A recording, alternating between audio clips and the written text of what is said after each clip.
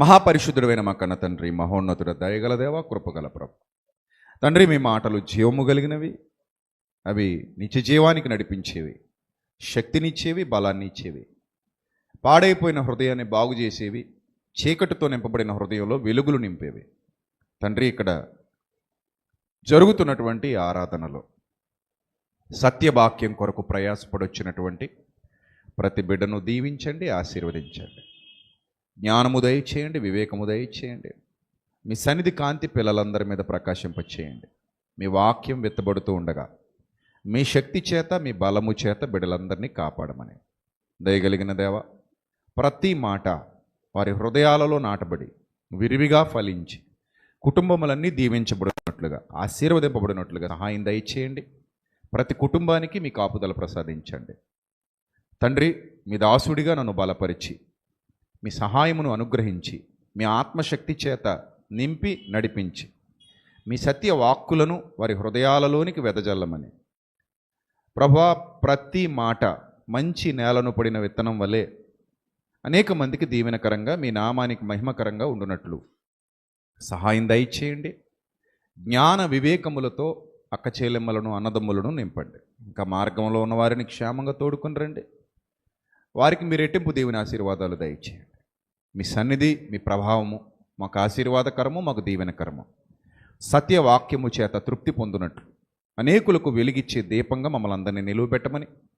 వ్యాధి బాధల చేత, శోధనల చేత పీడింపబడుతున్న ప్రతి వారికి వాటిని ఎదుర్కోగలిగే శక్తినిచ్చి, వాటిని గెలవగలిగే ధైర్యాన్ని, స్థైర్యాన్ని హృదయంలో పుట్టించి, ప్రభా, విశ్వాసము చేత కాపాడబడినట్లు, విశ్వాసము చేత శోధన జయించినట్లు మీ సహాయమును వారి కుటుంబాల మీదికి పంపించమని. ఈ వాక్యము ద్వారా అనేక మంది హృదయాలు బలపరచండి. లైవ్ ద్వారా వీక్షిస్తున్న బిడ్డలను కూడా దీవించండి, ఆశీర్వదించండి. ప్రభా, ఈ యొక్క నూతన స్థలంలో మిమ్మల్ని ఆరాధించుటకు మీరు మాకు ఇచ్చిన అవకాశాన్ని బట్టి స్తోత్రం తండ్రి. ఇక్కడున్న ప్రభా ఆనంద్ గారిని, వారి కుటుంబాన్ని, అలాగే జడ్సన్ అంకుల్ గారిని, వారి కుటుంబాన్ని కూడా దీవించండి, ఆశీర్వదించండి. ఇక్కడున్న పరిచారకులందరినీ దీవించండి, మీ కాపుదల ప్రసాదించండి. మీ సహాయమును మాకు అనుగ్రహించమని. మీ సత్యవాక్యమును బట్టి మేము అతిశయించినట్లు పలకబోతున్న ప్రతి మాట మీకు అనుకూలమైనదిగా, మా జీవితాలకు దీవెనకరమైనదిగా మలచమని వేడుకుంటూ, లైవ్ ద్వారా వీక్షిస్తున్న బిడ్డల కుటుంబాలను కూడా దీవించి ఆశీర్వదించమని ప్రాధేయపడుతూ, ఘనత, మహిమ, ప్రభావములు మీకు మాత్రమే చెల్లించి యేసుక్రీస్తు వారి దివ్యనామంలో ఈ ప్రార్థన మనవులు సమర్పించి మీ వద్ద నుండి జవాబు పొందుకుంటున్నాం మా కన్న తండ్రి, ఆమేన్. దయచేసి అందరూ కూర్చోండి. బాగుందా ఇది క్వాలిటీ?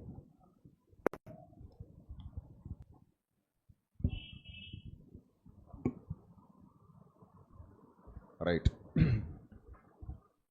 మరొకసారి మీ అందరికీ మన ప్రభు అయిన క్రీస్తు పేరిట నా హృదయపూర్వక నిండు వందనాలు తెలియజేస్తున్నాను. దయచేసి బయట ఉన్నవారు ఎలాంటి డిస్టర్బెన్స్ లేకుండా, లోపల ఇంకా చాలా సీట్స్ ఖాళీ ఉన్నాయి.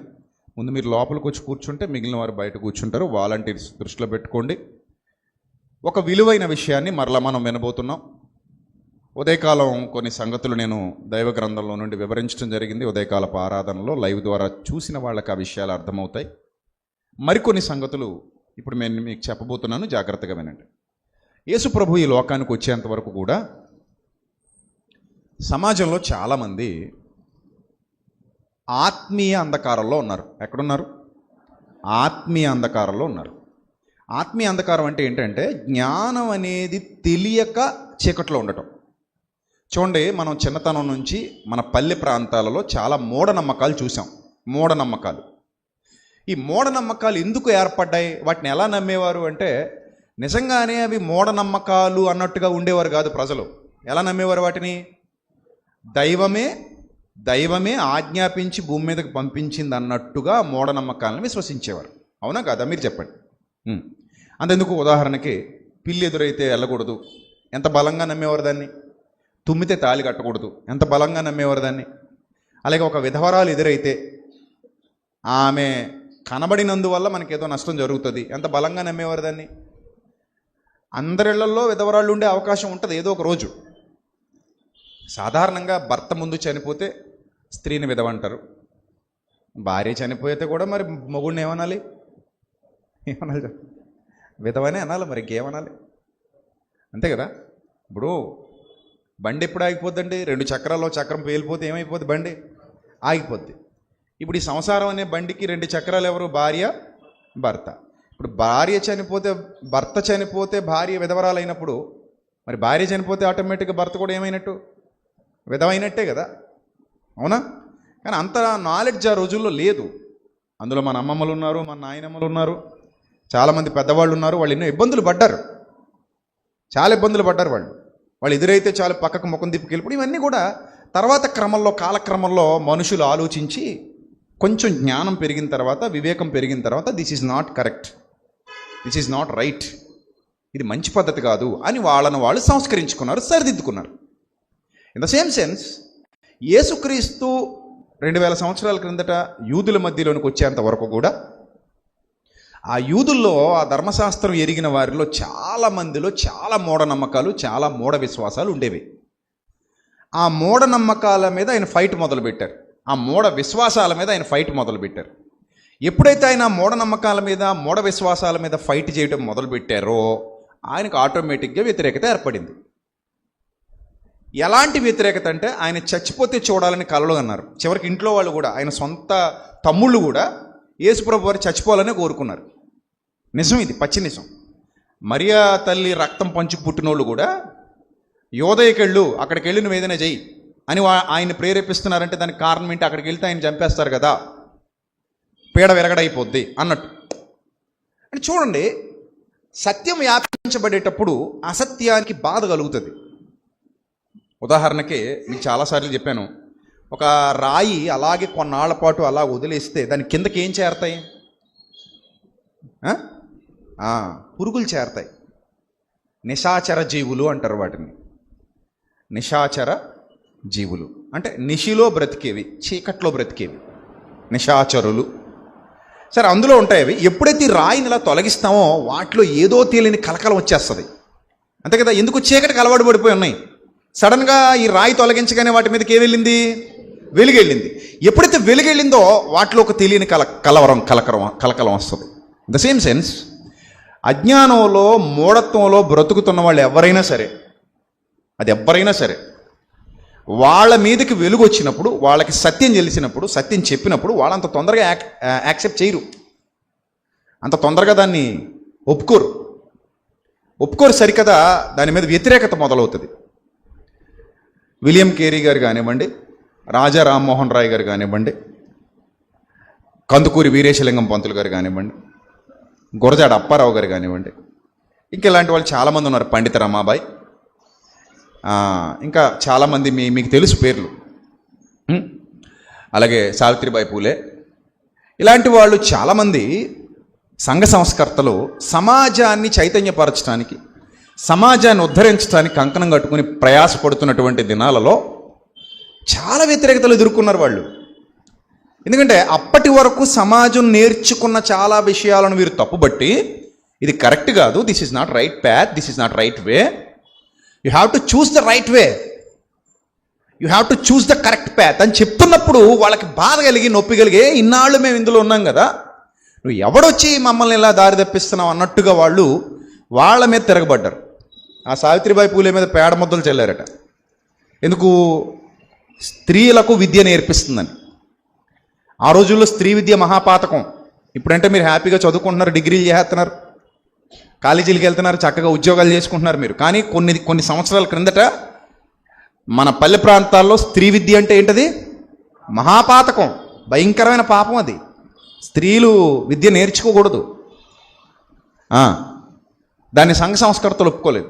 అలాగే పునర్వివాహాలు మహాపాపం. స్త్రీలు అసలు పునర్వివాహం చేసుకుంటే అది పెద్ద పాపం అట. ఎందుకు పాపం అంటే, ఈ స్త్రీ ఏ భర్తనైతే కట్టుకుందో ఆ భర్త అక్కడ ఎదురు చూస్తుంటాడు టిఫిన్ కోసం, టీ కోసం, ముందు వెళ్ళిపోయి. మళ్ళీ నువ్వు వెళ్ళి అక్కడ కూడా ఏం చేయాలి?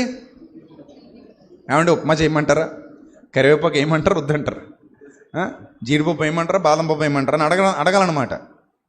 సో అంటే ఇక్కడ తప్పదు, అక్కడికి వెళ్ళినా కూడా పరిచర్య తప్పదు అన్నట్టు మీరు కేవలం పరిచర్య చేయడానికే పుట్టారు అనే భ్రమలో, భావజాలలో చాలామంది బతికేవారు. కాబట్టి చిన్నపిల్లలకి బాల్య వివాహాలు చేయడం, బాల్య వివాహాలు నిషేధించమన్నప్పుడు గొడవలకు దిగడం.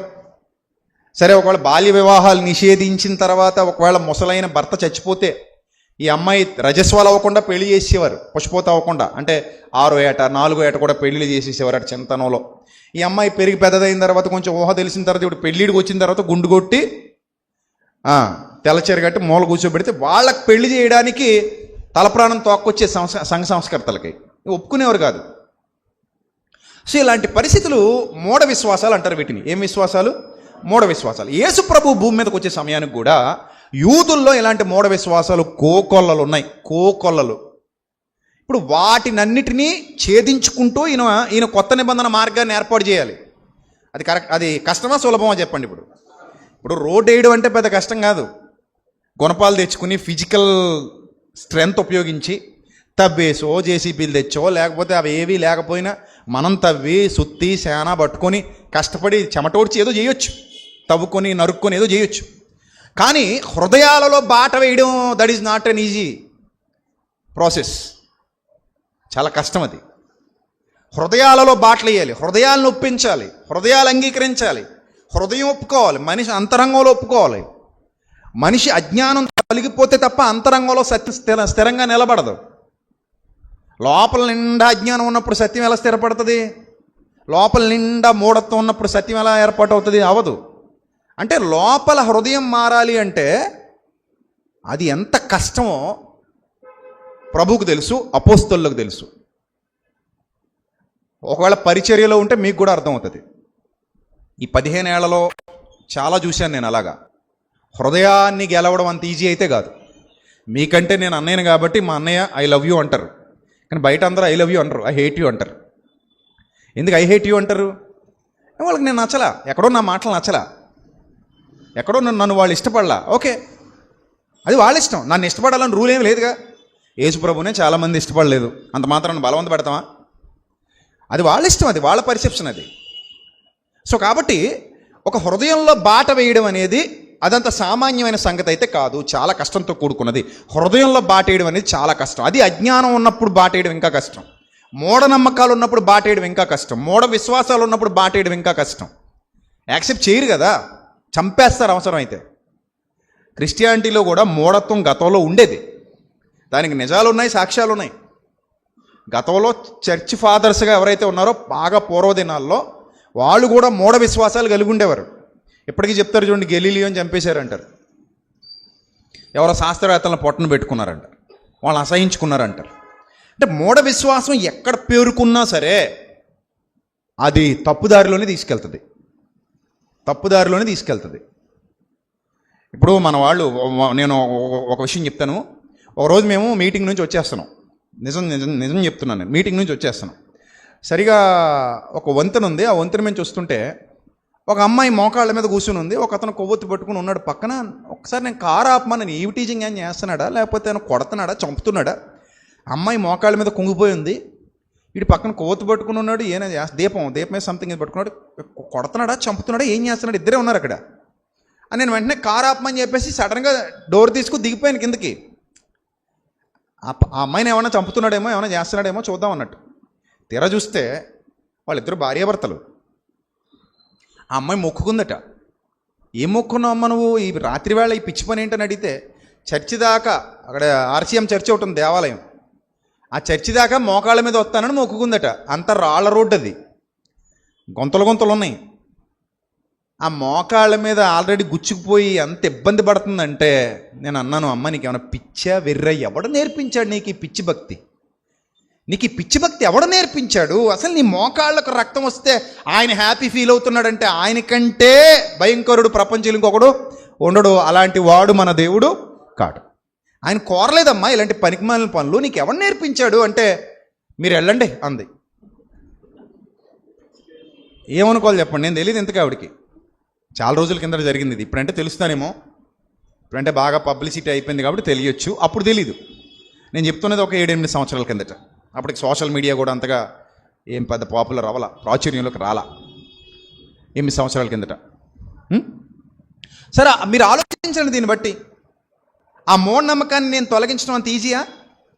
అంటే మోకాళ్ళ మీద నడుచుకుంటూ ఆ చర్చి దాకా వెళ్తే దేవుడు ఇంప్రెస్ అయిపోయి వాహ్ వాట్ ఏ బేబీ అనుకొని ఆమె అడిగిన నల్లు ఇచ్చేస్తాడు అన్నట్టు అనమాట. అవునా? మనుషులు కూడా ఈ సిద్ధాంతాలు అవలంబిస్తుంటారు కొన్ని సందర్భాలు. అంటే మనం ఏదైనా పంతం బట్టి కూర్చుంటే, బొంగమూతి పెట్టి కూర్చుంటే, భోజనం మానేస్తే, లేదా బెదిరిస్తే, బ్లాక్మెయిల్ చేస్తే పనులు అయిపోతాయి. పిల్లల దగ్గర నుంచి పెద్దవాళ్ళ దాకా ఇలాంటి దరిద్రపు విధానాలు కొంతమంది అవలంబిస్తుంటారు. అప్పుడప్పుడు పిల్లలు కూడా చూడండి, నాకు సైకిల్ కొనకపోతే స్కూల్కి వెళ్ళను, లేకపోతే ఆ బొమ్మ కొనకపోతే ఇది చేయను, భోజనం చేయను అంటుంటారు. అంటే ఏంటి? బ్లాక్మెయిల్ అనమాట. నేను భోజనం చేయనంటే మా అమ్మ ఒప్పుకుంటుంది, నేను భోజనం చేయనంటే మా నాయన ఒప్పుకుంటాడు, అందుకని మనం ఈ విధంగా బ్లాక్మెయిల్ చేయొచ్చు అనుకుంటారు వాళ్ళు. అప్పుడప్పుడు కొంతమంది భార్యలు, కొంతమంది భర్తలు కూడా బొంగమూతి ఎట్టుకుని కూర్చుంటుంటారు, మాట్లాడడం మానేస్తుంటారు, నాకు అది కొంటావా సత్తావా అంటుంటారు. అంటే ఇదంతా కూడా ఒక రకమైన బ్లాక్మెయిల్. ఇది ఆ బ్లాక్మెయిల్ చేసి దోచుకోవడం, ఆ బ్లాక్మెయిల్ చేసి సంపాదించుకోవడం అనమాట ఇదంతా కూడా. అలాగే దేవుణ్ణి కూడా బ్లాక్మెయిల్ చేద్దామా? లేకపోతే వైట్ మెయిల్ చేద్దామా? ఏదో మెయిలు. నువ్వు మోకాళ్ళ మీద గుచ్చుకునేలాగా నడుచుకుంటూ వెళ్తే, లేకపోతే గౌరీపట్నం కొండ మెట్ల మీద మోకాళ్ళ మీద ఎక్కుతానని మొక్కుందట ఎవరో ఒక ఆవిడ. ఏం ఉపయోగం లేదు ఇవన్నీ. వాళ్ళని ఎవరికైనా నొప్పి వస్తే రావచ్చు కానీ, బట్ ఐ డోంట్ కేర్. మీకు తెలుసు కదా, నేను నిజాలు నిర్భయంగా చెప్తా. వాళ్ళు క్రిస్టియన్స్ అయినా ఇంకొకళ్ళైనా సరే, మన ఇంట్లో అయినా ఇలాగే మాట్లాడాలి, పక్కింట్లో అయినా ఇలాగ మాట్లాడి నిజాలు నిర్భయంగా మాట్లాడాలి. సో మన వాళ్ళు కూడా చాలామంది గౌరీపట్నం కొండ ఎలా ఎక్కుతారట? మన వాళ్ళు మెట్ల మీద ఎక్కుతారా? మోకాళ్ళ మీద? అసలు ఉంటాడా కొండ మీద దేవుడు? నీ హృదయంలో ఉంటాడా? చెప్పండి, ఎక్కడుంటాడు దేవుడు? బైబిల్ ఏం చెప్పిందో అది చెప్పండి. కొండ మీద ఉంటాడంటే నేను ఎక్కుతాను, రేపు పొద్దున వెళ్దాం, మనందరం వెళ్దాం. కొండ మీద ఉండడు కదా, ఎక్కడుంటాడు ఆయన? నా హృదయంలో ఉంటానని చెప్పాడు ఆయన కదా. నీ దేహమే దేవుని ఆలయం, నీ హృదయమే దేవుని మందిరం, బైబిల్ ఘోషించింది. మరి అలాంటప్పుడు నువ్వు గౌరీపట్నం కొండ మోకాళ్ళ మీద ఎక్కుతానంటే దాన్ని ఏ రకంగా తీసుకోవాలంటావు చెప్పు? సో మూఢత్వం అది. ఇప్పుడు దాని గురించి నేను ఎక్స్ప్లెయిన్ చేయాలి, వాళ్ళకి అవ్వదు. మార్చి 21 నుంచి 25 వరకు అనుకుంటాను, డేట్ నాకు సరిగా గుర్తులేదు, కానీ గౌరీపట్నంలో 3 రోజుల పాటు భయంకరమైన అదే తీర్థం జరుగుతుంది. పుణ్యగిరి మాత క్షేత్రమా తీర్థమా ఏదో అంటారు దాన్ని, ఏదో పేరు నిర్మలగిరి. ఆ నిర్మలగిరి మాత ఏంటదే మీకు బాగా తెలుసు. సో ఏదో ఉంటుంది సంథింగ్. అందరూ వెళ్తారు అక్కడికి, ఆ కొండ మీదకి వెళ్ళి ఏవో చేసుకుని వస్తారు. అక్కడ కూడా ఇంతంత లడ్డూలు అమ్ముతారు. అక్కడ మనోళ్ళు తలనీలాలు ఇస్తారు ఎవరికి? దేవుడికి.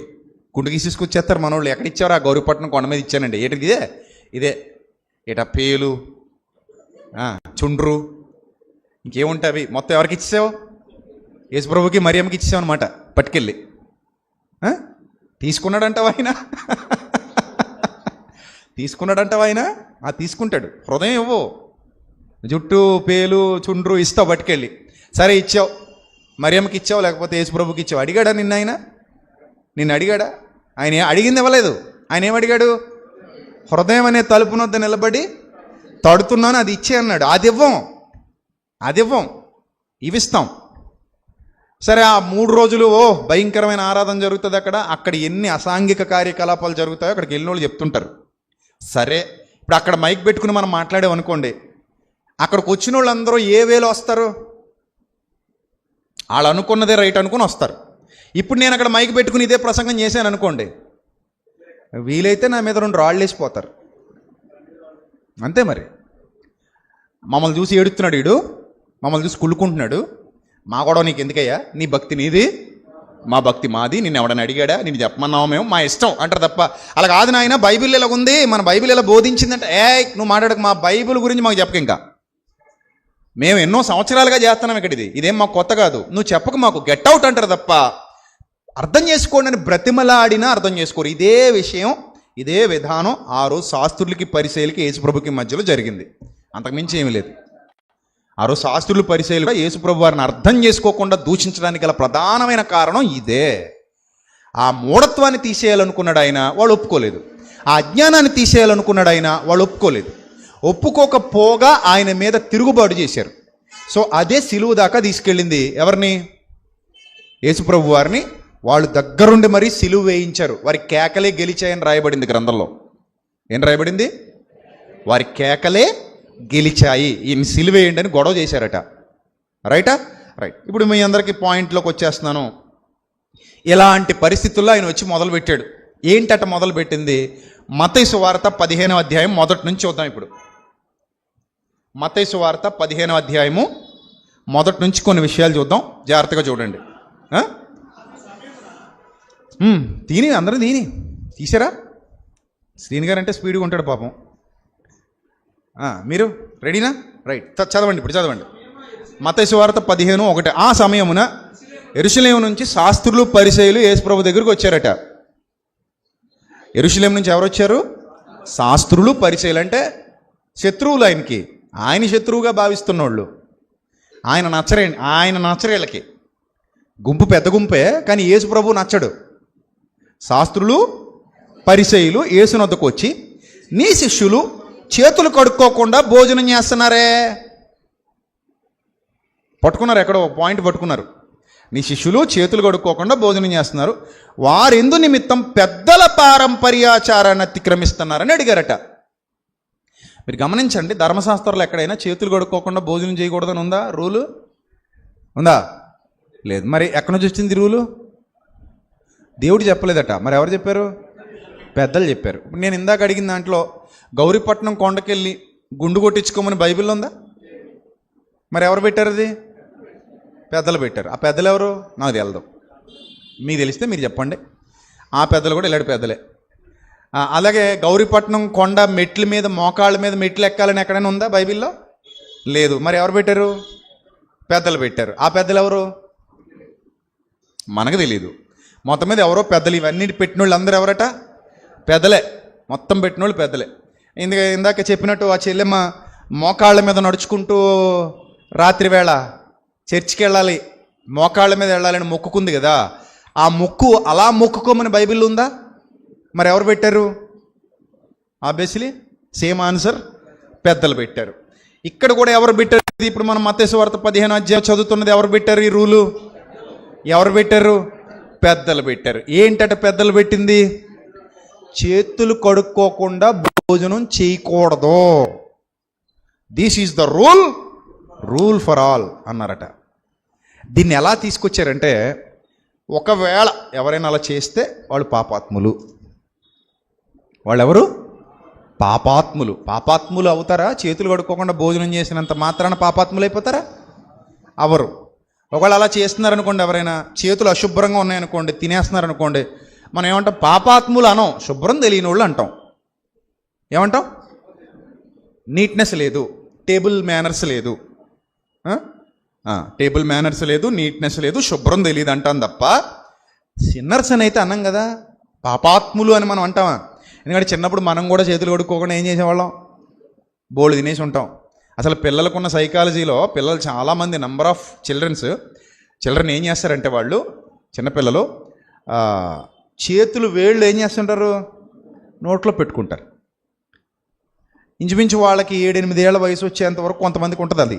ఇంకా ఎలా పెట్టుకుంటాడు ఒకడు, తీస్తే ఏడిచేస్తుంటాడు. అలవాటు అయిపోద్ది ఇంక వాళ్ళకి. అసలు అలా ఉంటారు. అంత మాత్రాన వాళ్ళు పాపాత్ములు కాదు సుమా. అదొక అలవాటు, కొన్నాళ్ళకి తప్పిపోద్ది అది. ఇప్పుడు ఇక్కడ చేతులు కడుక్కోకుండా భోజనం చేసినందుకు యేసుప్రభు దగ్గరికి వచ్చి అడుగుతున్నారట. ఏమని? ఏమన్నా బాగుందా? నీ శిష్యులా?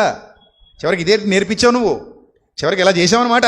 నీతో తిప్పుకొని, నీతో తిరుగుతున్నోళ్ళు ఇంత చండాలంగా ఉంటారని మేమైతే అనుకోలేదు. మొత్తం మీద వచ్చి ఆయనతో వాదన. నీ శిష్యులు చేతులు కడుక్కోకుండా ఏం చేస్తున్నారు?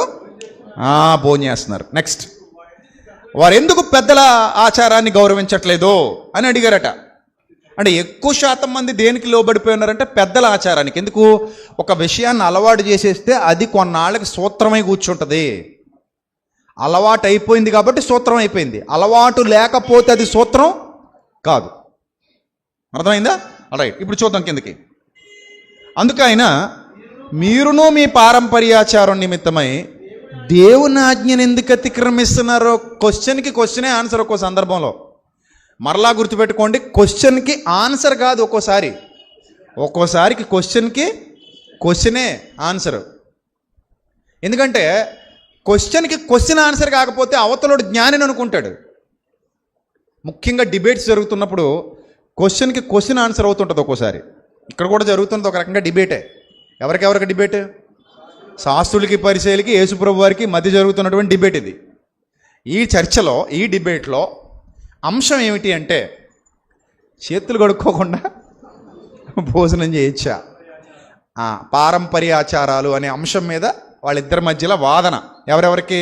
అటువైపు శాస్త్రులు పరిసయ్యులు, ఇటువైపు యేసుక్రీస్తు. ఈ శాస్త్రులు పరిసయ్యులు యేసు ప్రభు వారిని అడుగుతున్నారు, నీ శిష్యులు చేతులు కడుక్కోకుండా భోజనం ఎందుకు చేశారు? పెద్దల పారంపర్యాచారం. ఇప్పుడు ఈయనేమన్నాడంటే, సరే ఆ పెద్దల పారంపర్యాచారం కోసం మీరు దేవుని ఆజ్ఞను ఎందుకు అతిక్రమిస్తున్నారు? దేవుడు గొప్పడా పెద్దలు గొప్పడా? ఇప్పుడు యేసు ప్రభు వారి ప్రశ్న తిరిగిపోతుంది. అంతే కదా. ఇప్పుడు పెద్దలు గొప్పోడా దేవుడు గొప్పోడా? దేవుడు గొప్పోడు. మీరు పెద్దల కోసం ఎవరి ఆజ్ఞను పక్కన పెట్టేశారు? దేవుడి ఆజ్ఞను పక్కన పెట్టేశారు. అంటే మీకు ఇప్పుడు పెద్దలు గొప్ప. ఇప్పుడు ఈ పెద్దలు చెప్పింది దేవుడు చెప్పలా. చేతులు కడుక్కోకుండా భోజనం చెయ్యొద్దు అనే రూల్ ఎక్కడా లేదు. 10 ఆజ్ఞల్లో ఎక్కడా లేదు. పోనీ ఆ తర్వాత వచ్చిన ఆజ్ఞల్లో కూడా ఎక్కడా లేదు. ఎక్కడ. ఇప్పుడు చేతులు కడుక్కోకుండా కూడా కొన్ని సందర్భాల్లో భోజనం చేయొచ్చు. ఎలా చేయొచ్చు? స్పూన్తో తినొచ్చు. అప్పుడు చేయి కడుక్కోక్కర్లా, ఏం కనుక్కుంటే సరిపోద్ది? స్పూన్ కడుక్కుంటే సరిపోద్ది. అంతేనా? చక్కగా స్పూన్తో కలిపేసుకొని, హోటల్స్లో ఎక్కువ ఎలా తింటాం? మ్యాక్సిమం కదా, స్పూన్తో తినేస్తాం. ఫోర్క్ ఉంటుంది, స్పూన్ ఉంటుంది, చక్కగా తింటుంటాం హోటల్స్కి వెళ్ళినప్పుడు. ఒక్కొక్కసారి చేత్తో కలుపుకుని తింటాం, శుభ్రం చేతులు కడుక్కుంటాం. But that is not God's law. దేవుని ఆజ్ఞ అయితే కాదు. కొన్ని మనం తీసుకోవాలి నిర్ణయాలు. మనకు తెలుస్తాయి ఎలా ఉండాలి, ఎలా ఉండకూడదు, ఏం చేయాలి, ఏం చేయకూడదు. అవి కొన్ని మన కామన్ సెన్స్ అంటాం వాటిని. ఆ కామన్ సెన్స్తో నిర్ణయాలు తీసుకుంటాం కదా. రైట్. ఇప్పుడు ఇక్కడ చూడండి ఏం జరిగిందంటే, అందుకు ఆయన, మీరు మీ పారంపర్యాచారం నిమిత్తమై దేవుని ఆజ్ఞను ఎందుకు అతిక్రమిస్తున్నారు? క్వశ్చన్ చేశారు. మీరు ఎందుకు దేవుని ఆజ్ఞను అతిక్రమిస్తున్నారు? క్వశ్చన్. ఒక్కడి దగ్గర కూడా ఆన్సర్ లేదు. ఇంతకీ వాళ్ళు ఏం చేశారో తప్పు కూడా చెప్తున్నారు. చూడండి యేసుప్రభు వారు, తల్లిదండ్రులను గణపరచమని తల్లినైనా తండ్రినైనా దూషించేవాడు తప్పక మరణం పొందాలని దేవుడు సెలవిచ్చాడు. చేతులు కడుక్కోకుండా భోజనం చేయొద్దని దేవుడు సెలవివ్వలా. కానీ తల్లిని తండ్రిని గణపరచండి, వాళ్ళని దూషించేవాడు తప్పకుండా మరణశిక్ష పొందాలి అన్న ఆజ్ఞ ఎవరిచ్చారట? చెప్పండి, ఎవరిచ్చారట? దేవుడిచ్చాడు. దేవుడిచ్చిన ఆజ్ఞనేమో మీరు గాలికి వదిలేశారు. పెద్దల ఆచారాలేమో గొప్పవని చెప్పి మాకు చెప్తున్నారు. ఏది ఇంపార్టెంట్? మీ పెద్దలు చెప్పినవి ఇంపార్టెంటా, దేవుడు చెప్పినవి ఇంపార్టెంటా? దేవుడు చెప్పినవి ఇంపార్టెంట్. ఇక్కడ దేవుడు చెప్పిన దాన్ని ఎలా వదిలేశారో చూడండి. మీరైతే ఒకడు తన తండ్రినైనను తల్లినైనను చూచి, నా వల్ల నీకు బియ్యం అవసరమా, నా వల్ల నీకు డబ్బులు అవసరమా, నా వల్ల నీకు ఇల్లు అవసరమా, నా వల్ల నీకు మందులు అవసరమా, నా వల్ల నీకు ఏది ప్రయోజనమో అది నీకు ఇవ్వకుండా దేవుడికి ఇచ్చేస్తే, అంటే శాస్త్రులకి పరిశీలికి ఇచ్చేస్తే, అతడు తన తండ్రినైనా తల్లినైనా గణపరచక్కర్లేదు అని కొత్త సిద్ధాంతం పుట్టించారట. వాట్ ఏ వండర్ఫుల్ లా. అంటే మీ అమ్మకి నాన్నకి మందులు కొనాలి. మందులు కొనాలంటే 1000 రూపాయలు అవుతున్నాయి. ఆ 1000 రూపాయలు నువ్వు దేవుడు ఉండి లేసేస్తే, శాస్త్రుల పరిశీలి ఉండి లేసేస్తే, ఆ దేవార్పితం మీ అమ్మ నాన్నకి మందులు కొనకపోయినా నీకు పాపం ఉండదు.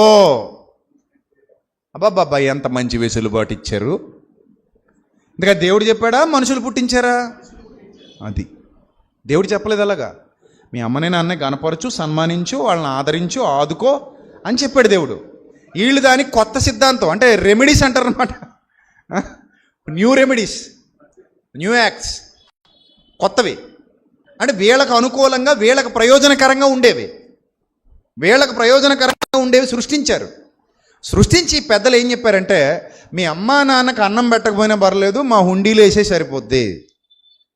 మీ అమ్మా నాన్నకు అన్నం పెట్టకపోయినా పర్లేదు, ఆ డబ్బులు మాకు ఇచ్చేయి సరిపోద్ది అన్నట్టుగా కొత్త సిద్ధాంతాలు పుట్టిస్తే, ఈ ప్రజలు దేవుని వాక్యాన్ని పక్కన పెట్టి గుడ్డిగా వాటిని ఫాలో అయిపోయి ముసలాళ్ళనందరినీ గాలికి వదిలేయడం మొదలుపెట్టారు.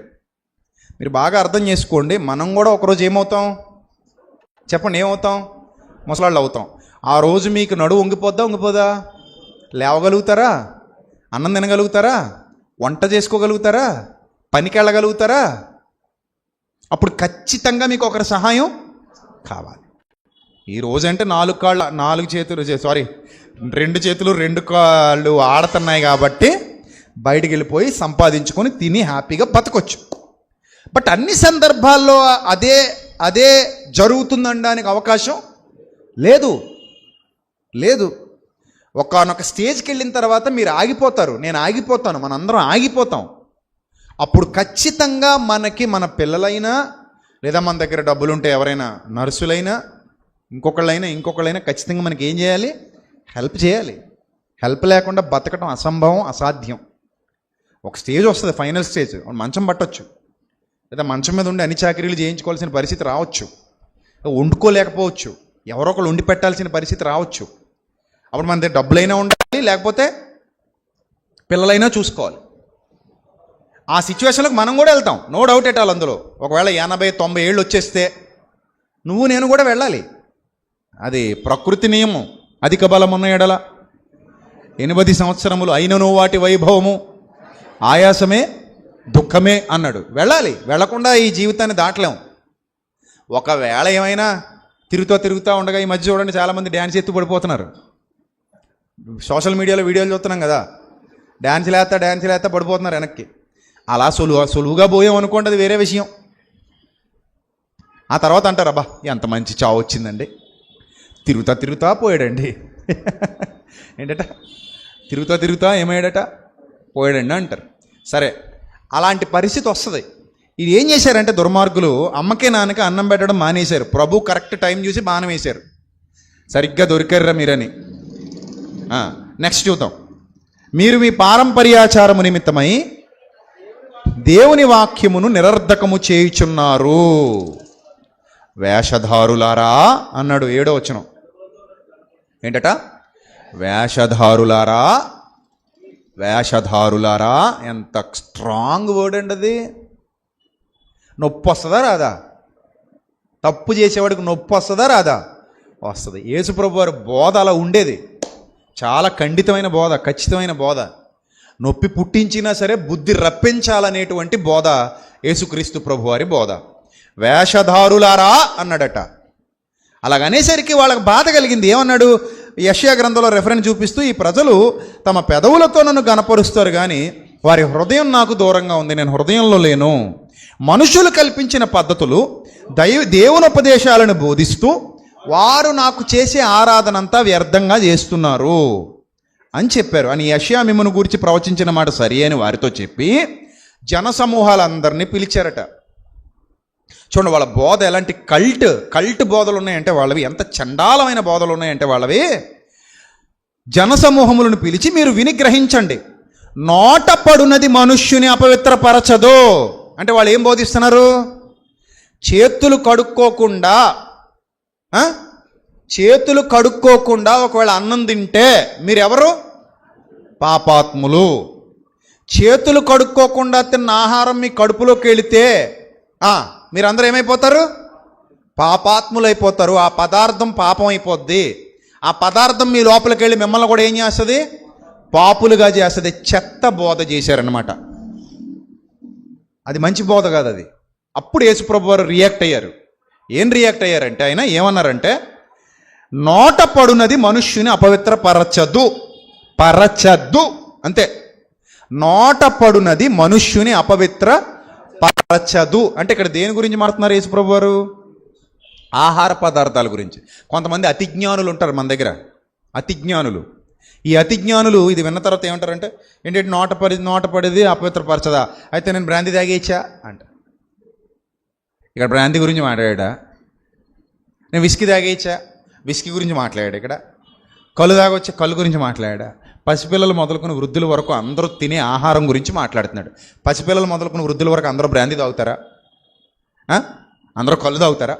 అందరూ సారా తాగుతారా? ఎవడో బుద్ధిహీనుడు ఆ దురలవాట్లకు బానిస అవుతాడు. ఇక్కడ యేసుప్రభు మాట్లాడేది దేని గురించి? నోట పడునది అంటే గంజాయి, కైని, చుట్ట, cigarette, brandy, whisky, హెరైను, cocaine, drugs, ఇవా అవి కావు. టోటల్ ఇక్కడ సందర్భం దేని గురించి? Only food. నువ్వు తినే ఫుడ్ గురించి, ఆహారం గురించి. అర్థమైందా? ఈ ఆహారం నోట పడుతుంది. నోట పడే ఆహారం మనుష్యుని అపవిత్ర పరచదు. కొండ బద్దలు కొట్టేశారు ఆయన. వాళ్ళు ఏమంటున్నారు? అరెర్రెర్రె మీరు కానీ తిన్నారంటే మీరు ఏమైపోతారని చెప్తున్నారట అందరికీ. మీరు పాపులైపోతారని చెప్తున్నారట. ఈయనేమంటున్నాడు? అదేముండదు. ఆహారం నిన్ను అపవిత్రపరచదు. ఆహారం నిన్నేం చేయదు? అపవిత్రపరచదు. ఆహారానికి ఏమీ తెలీదు. ఆహారానికి తెలిసిందల్లా ఒకటే, లోపలికి వెళ్ళటం, అరిగిపోవటం, నీకు శక్తినివ్వటం. అదే ఆహారం కుళ్ళిపోతే నీకు ఇబ్బంది, శరీరానికి రోగం వస్తుంది. కుళ్ళిపోయింది కానీ పాడైపోయింది కానీ తింటే నీకేమొస్తుంది? రోగం వస్తుంది. మంచి ఆహారం, వేడి వేడి ఆహారం తింటే అది లోపలికి వెళ్తుంది, నీకు ఆరోగ్యాన్ని ఇస్తుంది, జీవాన్ని ఇస్తుంది, శక్తిని ఇస్తుంది. అంతే, క్లియర్. ఇప్పుడు వాళ్ళిద్దరికీ జరిగిన ఈ చర్చలో, యేసుప్రభు వారికి శాస్త్రులకి పరిసయ్యులకి జరుగుతున్నటువంటి ఈ చర్చలో వాళ్ళేమంటున్నారంటే, అమ్మో నువ్వు చేతులు కడుక్కోకుండా లోపలికి ఒక ముద్ద వెళ్ళినా కూడా నువ్వు పాపాత్ముడివి, అది పాపం, అది లోపలికి వెళ్ళి నిన్నేం చేస్తుంది? అపవిత్రపరుస్తుంది అని బోధిస్తున్నారు వాళ్ళు. ఆ బోధను సమాజంలోకి బలంగా తీసుకెళ్ళిపోయారు. ఇప్పుడు యేసుప్రభు వారు రియాక్ట్ అయ్యారు. ఏమన్నారంటే, నోట పడునది మనుష్యుని అపవిత్రపరచదు, నోట పడునది మనుష్యుని అపవిత్రపరచదు. చదవండి. కానీ నోట నుండి వచ్చేది ఏదైతే ఉందో అది మనుష్యుని అపవిత్రపరుస్తుంది. నోట నుండి వచ్చేదేదో అది ఏం చేస్తుందట? మనిషిని అపవిత్రపరుస్తుంది. ఇప్పుడు చెప్పగానే శాస్త్రులు పరిసయ్యులు ఏం చేయాలి? చెప్పండి, ఏం చేయాలి?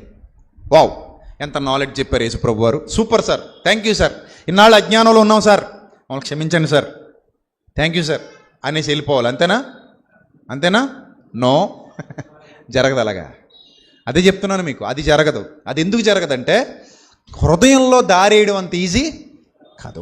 ఒక అజ్ఞానాన్ని బలంగా నమ్మేసిన తర్వాత అది పట్టుకునే వేలాడతారు. నువ్వు ఎంత చెప్పు వాళ్ళు వినరు, నువ్వు ఎంత చెప్పు వాళ్ళు మారరు, నువ్వు ఎంత చెప్పు నిన్నే అపార్థం చేసుకుంటారు, నువ్వు ఎంత బోధించు నిన్నే చెడ్డ చేస్తారు తప్ప వాళ్ళు మంచి మార్గంలోనికి అయితే రారు. ఎందుకంటే మూఢనమ్మకం, అది మూఢనమ్మకం. నేను ఒక విషయం చెప్పాను మొన్న, నిమ్మకాయలకి ఎండుమిరపకాయలకి ఏం అవ్వదు భయపడకండి అన్నాను. ఏంటట? నిమ్మకాయలకి ఎండుమిరపకాయలకి ఒకవేళ కట్టినా ముట్టుకున్నా నీకేమీ అవ్వదు, వాటికి భయపడకు అని చెప్పాను నేను. కానీ కొందరు చూశారండి ఏం చెప్తున్నాడో, అలా ముట్టుకుంటే ఏమవుద్ది అనుకుంటున్నారండి? ఏమవుద్ది చెప్పి, ఏమవుద్ది? అమ్మో కొన్ని శక్తులు వచ్చేస్తాయండి లోపలికి. ఏ శక్తులు? నిమ్మకాయలోంచా? ఇటు ఎండుమిరపకాయలోంచే శక్తులు. మరి రోజు తాలింపులు వేసుకుంటున్నావు, నీ మీదకి ఏ శక్తులు వస్తున్నాయి? తాలింపులో వేస్తావా ఇవా? ఎండుమిరపకాయలు వేస్తావా? ఎంతమంది వేస్తున్నారు? చేసి చూపించండి. అందరూ వేస్తున్నారుగా, మీరు అందరూ తింటున్నారా లేదా? తినమండి, తీసి పెట్టేస్తాడు. సాంబార్లో తగులుతాయండి, ఉప్మాలో లేదా ఇంకా ఎందులోనో తగులుతుంటాయండి, తీసి ఏం చేస్తామండి? పక్కన పెట్టేస్తామండి. భయం అండి మాకు, అందుకే తినమండి అంటారా? భయం వేసి పక్కన పెట్టేస్తారా? నోరు మండుద్దానా? అందులోనే కారం ఆల్రెడీ అందులో దిగిపోయింది, తిన్నా ఏం అవ్వదు ఇంకా. ఎందుకంటే అందులో ఉన్న దాన్ని ఏమంటారు, పవర్ అంతా ఇది ఏం చేసింది? పీల్చేసుకుంది. అందుకే తీసి పక్కన పడేస్తారు. కొంతమంది కలుపుకుని తినేస్తారు. ఇప్పుడు పచ్చిమిరపకాయ ఉందనుకోండి, నేను మామూలుగా తినేస్తాను, నేను పక్కకి తిని అసలు. ఎందుకంటే నాకు ఇష్టం, అందులో మంచి మంచి ఎంజైమ్స్ ఉంటాయి, తినొచ్చు, మంచిది, అది శరీరానికి మంచిది, మరి తినొచ్చు. సరే, ఇప్పుడు మరి రోజు మీరు తినే పచ్చిమిరపకాయ, ఎండుమిరపకాయ, రోజు మీరు పిండుకుని తినే నిమ్మకాయ, అందులోకి శక్తులు వచ్చేస్తున్నాయని మీ గుడ్డి నమ్మకమా, అది మంచి నమ్మకమా? చెప్పాలమ్మా. మనకి గుడ్డి నమ్మకం. నమ్మేవాడు నేను తిడతాడు, నన్ను తిడతాడు, నోర్మోయ్ మాకు తెలుసు దాని గురించి అంటాడు. ఏంటట? మాకు తెలుసు. ఆ నమ్మకంలో ఉన్నాడు, ఏం చేస్తాం? ఇంకా అతను అంతే, చచ్చేదాకా అలాగే ఉంటాడు, చచ్చేదాకా అలాగే ఉంటాడు. మొన్న ఎవరో అంటున్నాడు, నీకు తెలియదండి చేతబడి నోటు ఉంది. ఏ బడిది? చేతబడ. ఎక్కడా బడి? మాకు చెప్తే మేము జాయిన్ అవుతాం కదా ఆ బడిలో. ఉందట ఒకటి. ఏం మరి ఇంతవరకు నాకు ఎవడో ఆ ప్రాసెస్ చెప్పలేదు, బుక్ కూడా దొరకలేదు. చాలాసార్లు నేను బుక్ స్టాల్స్లో కూడా వెతికాను, చేతబడి ఎలా చెయ్యాలి. నిజమండి, చేతబడి చేయటం ఎలా, వాట్ ఈస్ ద ప్రాసెస్, ఏంటి ఆ థియరీ ఏంటి, నేర్చుకుందాం అని పుస్తకాలు మణికంఠ బుక్ స్టాల్లో కూడా ఎతికాను. మన రాజమండ్రిలో ఎక్కడ బుక్స్ లేవు. ఒకవేళ ఎవడైనా బుక్ రాసినా ఆ థియరీ తప్పు అని చెప్పి నిరూపిస్తాను నేను. గాలి మాటలు చెప్పకూడదు. ఏదైనా థియరీ ఉందంటే దానికి ప్రూఫ్ ఉంటుంది, ఆ ప్రూఫ్ ప్రకారం అది నిజ నిర్ధారణ జరగాలి. అబ్బో 15 సంవత్సరాల నుంచి పిలుస్తున్నాను ఈ చేతబడి చేసేవాళ్ళు ఎవరైనా ఉన్నారేమో చెయ్యండి రా బాబు నాకని. ఇప్పుడు దాకా వచ్చినోడు లేడు, చేసినోడు లేడు. పోనీ ఎవడైనా మహా గొప్ప వైద్యుడు, భూత వైద్యుడు ఉన్నాడంటే పోనీ వెళ్దాం పదండి. ఎంటుకలు కావాలంటే గుండు చేయించుకుని మరి ఇచ్చేస్తాను మొత్తం. పోనీ ఆడనే చేసుకోమనండి, గుండు మొత్తం తీసేసుకోమనండి. బ్లడ్ కావాలంటే పోనీ తీసిస్తాను, శాంపుల్ పెట్టుకోమనండి. చపాతి పిండితో బొమ్మ చేస్తాడో లేకపోతే పిల్లలకి ఇచ్చే బాలాంతరం పిండితో బొమ్మ చేస్తాడో. ఏటది పిండి? అది బాలామృతం. దాంతో చేస్తాడో పిండి చేసుకోమనండి. పోనీ ఆ పిండికి ఏమైనా నా ఫోటో అంటిస్తాడే, మేము పాస్పోర్ట్ సైజ్ ఫోటో కూడా ఇస్తాను, పోనీ అంటించుకోమనండి. చేయమనండి, నాకు ఏం చేస్తారో చేతబడి. అదే బడో మరి అంతా ఉట్టిదే. మీరు నమ్మితే మీ మనసులోనే ఉంటుంది. అంత దరిద్రం మీ మనసులోకి ఎక్కిస్తారు వాళ్ళు. మీరు దాన్ని తృణీకరిస్తే దైవశక్తి ముందు ఏ శక్తి పనికిరాదు. ఎందుకంటే దేవుడి కంటే గొప్పోడు ఎవడైనా ఉంటే నాకు చూపించండి. ఉన్నాడా? దేవుని కంటే గొప్పోడు ఎవడైనా ఉన్నాడా? లేడు. దేవుని శక్తి కంటే గొప్ప శక్తి ఏదైనా ఉందా? లేదు. ఉంటే ఇంకో ప్రకృతిని చేసేయాలి ఎప్పటికి. ఆకాశం దేవుడిది, భూమి దేవుడిది, సూర్యుడు దేవుని వాడు, చంద్రుడు దేవుని వాడు, నక్షత్రాలు దేవునివి, అన్నీ దేవునివి. దేవుని కంటే గొప్పవాడు ఈ ప్రపంచంలో మరొకడు లేనప్పుడు మనం ఎవరికి భయపడాలి? దేవునికి భయపడితే సరిపోద్ది కదా. ఇంకెవరికైనా భయపడాలా? చెప్పండమ్మా, ఇంకెవరికైనా భయపడాలా? దేవుడు సరిపోడా మనకి భయపడడానికి, భక్తి చేయడానికి, కాపాడడానికి? ఆయన సరిపోడా? రక్షించడానికి ఆయన సరిపోడా? నేను దేవుని వాడనన్నాడు పౌలు, నేను ప్రభువు వాడనన్నాడు పౌలు. ఈరోజు నేను కూడా ఒక సేవకుడిగా నిలబడి చెప్తున్నాను, నేను ప్రభువు వాడను. ఆయన తప్ప నా మీద అధికారం ఇంకెవరికి లేదు. నేను ఆయనకు లోబడుతున్నాను. నన్ను కాపాడువాడు ఆయనే. ఆయన నన్ను కాపాడే విషయంలో కునుకడు, నిద్రపోడు. ఆయన నన్ను విడువడు, ఎడబాయుడు. నేను ఎవరికి భయపడాలి ఇప్పుడు చెప్పండి? నాకు ఆయన చాలినవాడు, ఎంతైనా నమ్మదగినవాడు. నేను ఆయన నమ్మేశా, నేను ఆయన మీద ఆధారపడ్డా, నా భారం అంతా ఆయన మీద మోపాను.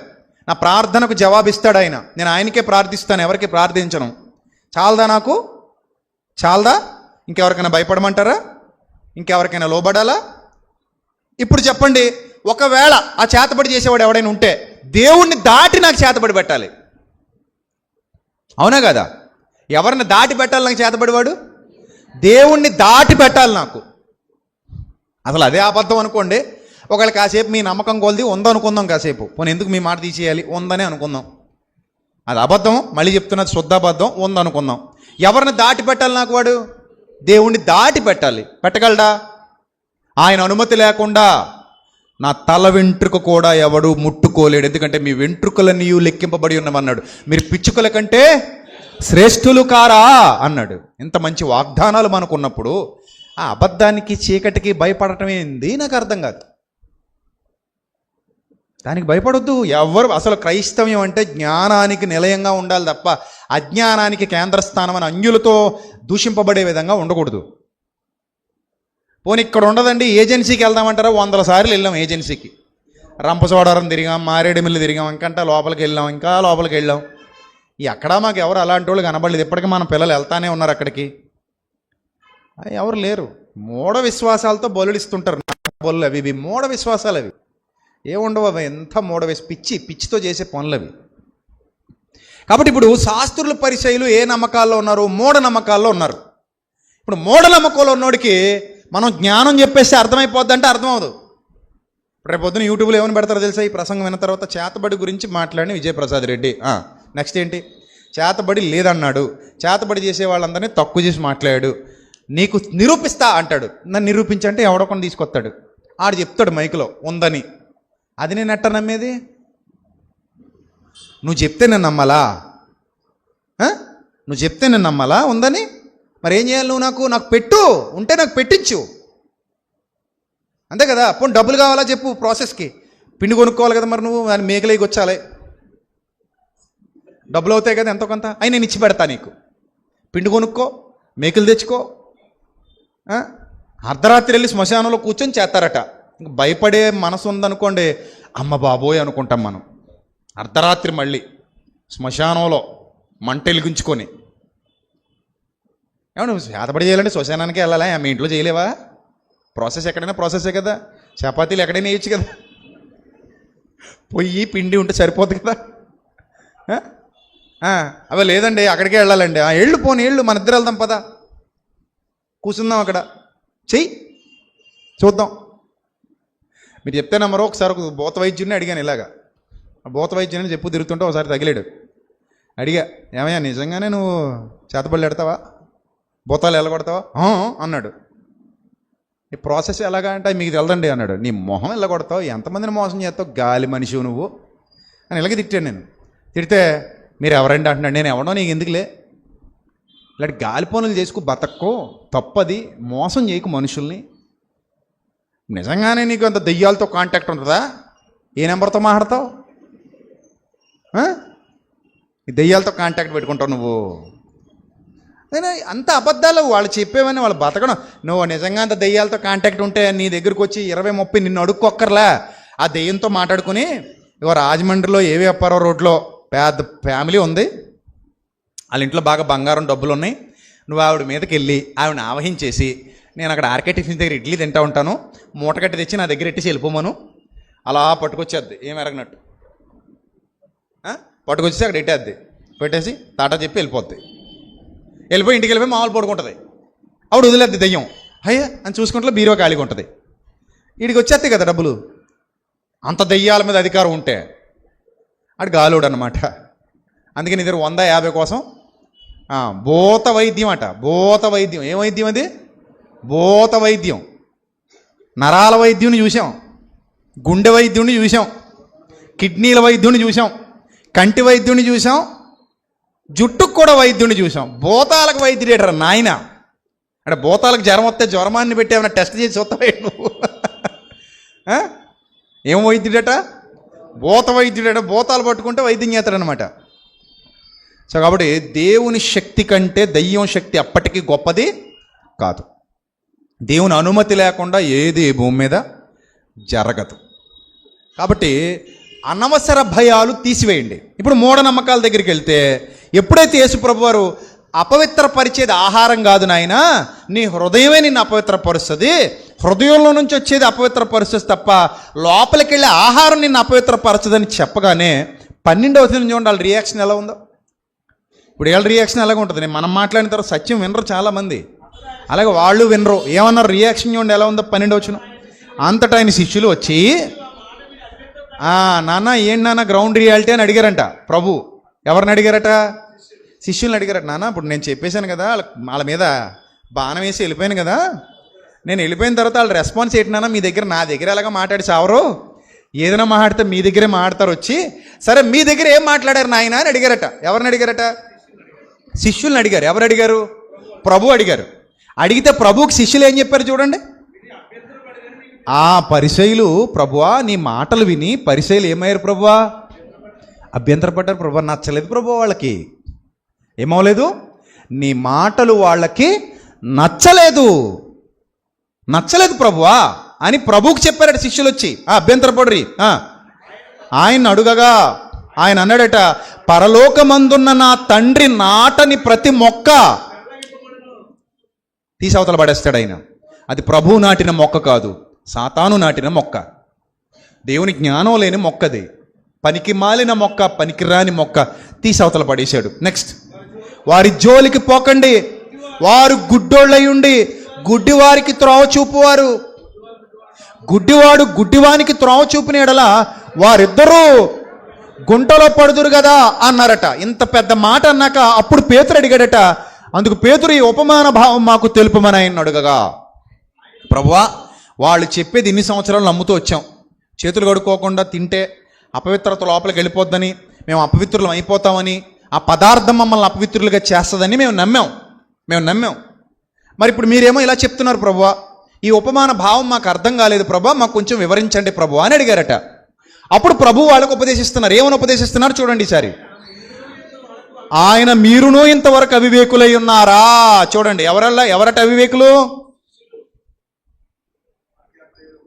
శిష్యులు కూడా ఎలా ఉన్నారట అప్పటికి? ఒప్పుకోవాలొద్దా? అంటే శిష్యులు కూడా ఎవరిని నమ్ముతున్నారనమాట? చెప్పండి, మీరు ఓపెన్గా చెప్పండి. అప్పటి వరకు శిష్యులు కూడా ఎవరిని నమ్ముతున్నారు? ఆ పెద్దలనే నమ్ముతున్నారు. ఆ పెద్దల పారంపర్యాచారాన్ని యేసు ప్రభుతో తిరుగుతున్నారు, వాళ్ళని నమ్ముతున్నారు. ఎంత బాగుందో చూడండి. యేసు ప్రభుతో తిరుగుతున్నారు, ఎవరిని నమ్ముతున్నారు?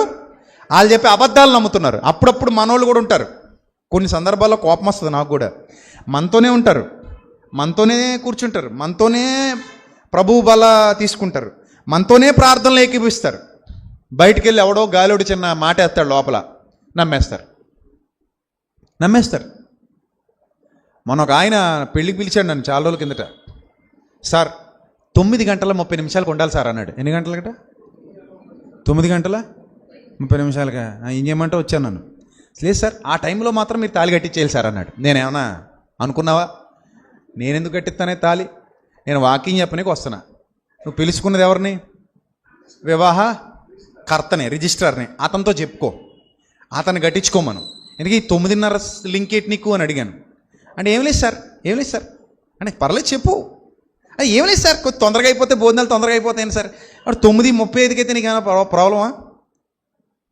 9:25కి అయితే నీకు ఏమైనా ప్రాబ్లం? 10 నిమిషాలు ముందు చేస్తే నీకు ఏమైనా ఇబ్బందా? అంటే ఎందుకు సార్ 10 నిమిషాలు ముందు? 9:30కే చేద్దాం సార్. అలా కదే, అప్పుడు 9 గంటలకు చేసేద్దాం, ఇంకా తొందరగా అయిపోతాయి కదా భోజనాలు, 3 సార్లు తినొచ్చు. అలా కాదు సార్, 9:30కే సార్. అప్పుడు ఇంత గడ్డెట్టి, నాకు తెలుసు నువ్వు 9:30 ఎందుకు లాక్ చేస్తున్నావో అని పని గట్టుకు 10 గంటలకు వెళ్ళాను నేను. దరిద్రం వదులుతాను ఉన్నా. నేను పొమ్మలు లేడుగా. పెళ్ళి మానేస్తాడా? పిచ్చి ఒక్కొక్కడికి ఉంటుంది. మీలో కూడా కొంతమందికి ఉంటుంది. అంతా ఇక్కడ బాగానే వింటారు, మళ్ళీ బయటికి వెళ్ళిన తర్వాత అలా కాదండి మాకండి ఏంటండి మాకు కొన్ని ఉంటాయండి. ఏంటవి? కొన్ని ఉంటాయండి. ఆ కొన్ని సావా మనకి?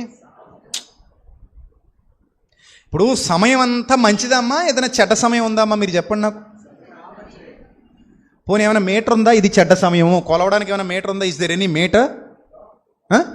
ఉందా? ఏమైనా మీటర్ ఉంటే చెప్పండి, పోనీ నమ్ముదాం. ఇది చెడ్డది, ఇది మంచిది కొలవడానికి, నీళ్లను కొలవడానికి ఒక మీటర్ ఉంటుంది. మంచి నీళ్లు, చెడ్డ నీళ్లు కొలవచ్చు.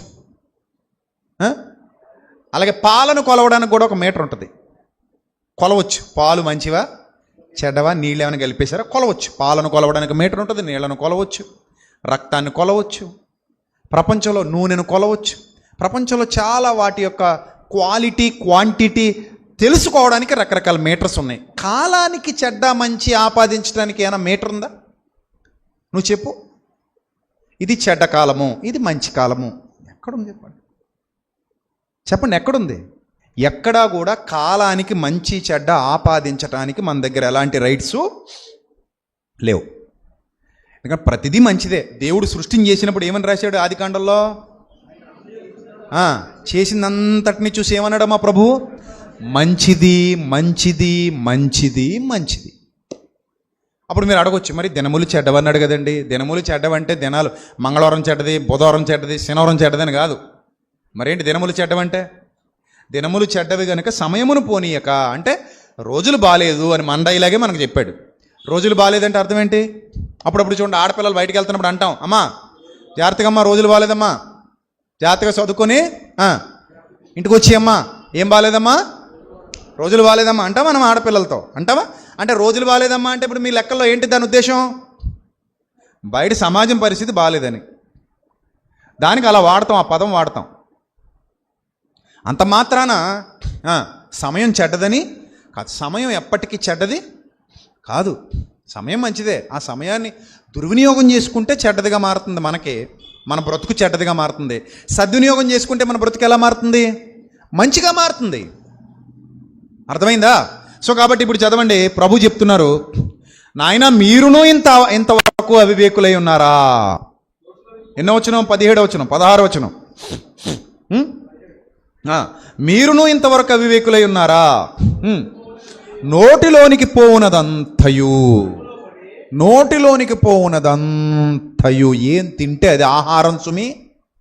ఆహారం నోట్లోకి పోయేది కదా అని మళ్ళీ శుద్ధ ముక్కలు, సున్నం ముక్కలు, బియ్యం, చాక్ పీసులు, అదే స్లేట్ పెన్సిళ్ళు, ఇవి కావసమా? కొంతమంది ఇష్టపడి తింటారు అవి కాదు. మరి ఏంటి నోట్లోనికి పోవునదంతయు అంటే ఏంటి? ఎనీ కైండ్ ఆఫ్ ఫుడ్, ఆహార పదార్థాలు, అవి ఏవైనా కానివ్వండి, తినేవి. నోటిలోనికి పోవునదంతయు దేంట్లో పడుద్దట?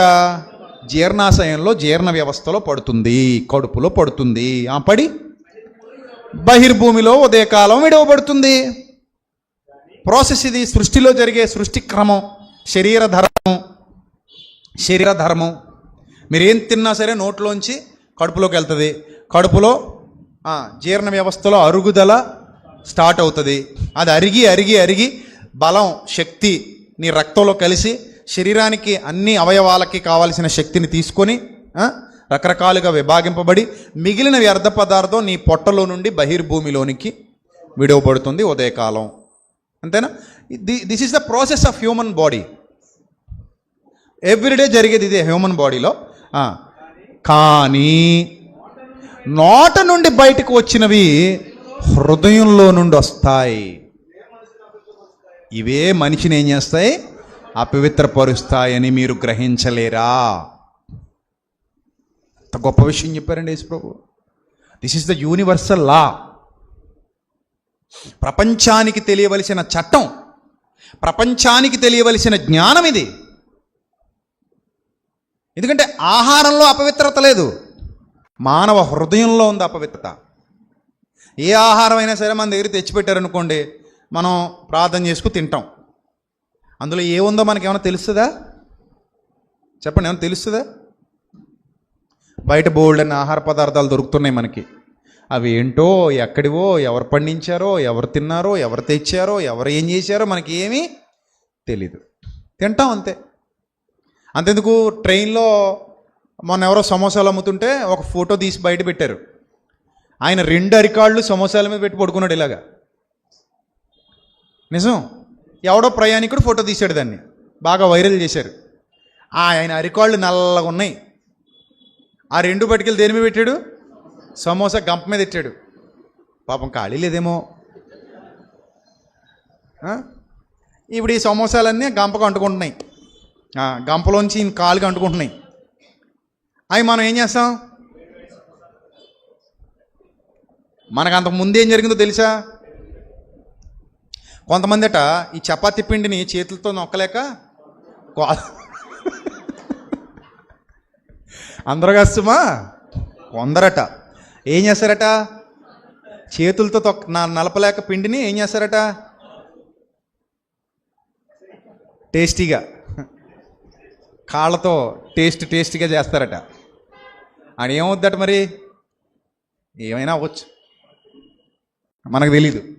మనం వేడివేడి సమోసా, ఛాయ్ వేడివేడి ఛాయ్ అంటే తాగేస్తాం అంతే, తినేస్తాం అంతే. ఆడు ఎలా తొక్కాడో, ఏం కక్కాడో మనకి తెలియదు, తినేయడమే. ఒకసారి మంచి రెస్టారెంట్ అని వెళ్ళిపోతుంటాం, అది ఎలా చేశాడు, ఆ లోపల ఏం జరిగింది ఎవడో తెలుసు. మన ప్లేట్లోకి వచ్చేసరికి బాగానే ఉంటుంది కదా, ఆ లోపల ఏం జరుగుతుందో ప్రార్థన చేసుకుని తినేయడమే. తర్వాత దైవాదేనం, తండ్రి నీ చిత్తం, తినేస్తున్నాం మరి. ఎందుకంటే ఇది ఇంట్లోది కాదు, బయటిది. కొన్ని చోట చట్నీలు ఉంటుంటాయి, తేడాగా ఉంటాయి. సో అవన్నీ నేను మాట్లాడితే బాగోదు. మొన్న ఒక అదేంటది పానీపూరి ఎవరో అపార్ట్మెంట్లో తీశారు వీడియో. అది నేను ఇంతకు మించి మీకు చెప్పను, మీరు చెప్తే బాగోదు కూడా. అపార్ట్మెంట్ కిటికీలోంచి వీడియో తీస్తున్నారు, కిందకి ఫోన్ పెట్టి. ఆడ కింద పెట్టాడు బండి, వాళ్ళు పైన ఉన్నారు అపార్ట్మెంట్లో, చెట్లు అవి ఉన్నాయి, అందులో తీశారు కెమెరా పెట్టి సీక్రెట్గా. ఆడ కింద ఏం చేయాలో అది చేసాడు. మళ్ళీ ఆ చెంబు అలా వాడేశాడు, పానీపూరి పెట్టేశాడు. వచ్చిన వాళ్ళు అట్లేసుకుంటూ తినుకుంటూ పోయారు. మనకు తెలియదు అక్కడ ఏం జరిగిందో, మనకు తెలియదు. అక్కడ తిన్నామా వచ్చామా అంతవరకే. దాని ముందు ఫ్లాష్ బ్యాక్ ఏంటి మనకు తెలియదు. ఇది పరిస్థితి. సో కాబట్టి ఇప్పుడు చెప్పండి, ఇలాగ ఎన్ని పదార్థాలు రోజు లోపలికి వెళ్తున్నాయి మానవుడికి? ఎన్ని వెళ్తాయో తెలియదు. బయట తిని తిండంతా మంచిగా ఉందో లేదో మనకు తెలియదు, శుభ్రంగా ఉందో లేదో మనకి తెలియదు కదా. ఒకసారి పురుగులు కనబడుతుంటాయి, ఒకసారి అవి కనబడుతుంటాయి, ఇవి కనబడుతుంటాయి. చూసుకుంటే వద్దంటాం, చూడకపోతే తినేస్తాం. హోటల్కి వెళ్తుంటాం, అక్కడికి వెళ్తుంటాం. మొన్న చూడండి, చెన్నైలో కుక్క మాంసం పట్టేసుకున్నారు కదా, పెద్ద న్యూస్ అయిపోయింది కదా. కుక్క మాంసం, బోల్డ్ అంత కుక్క మాంసం అది.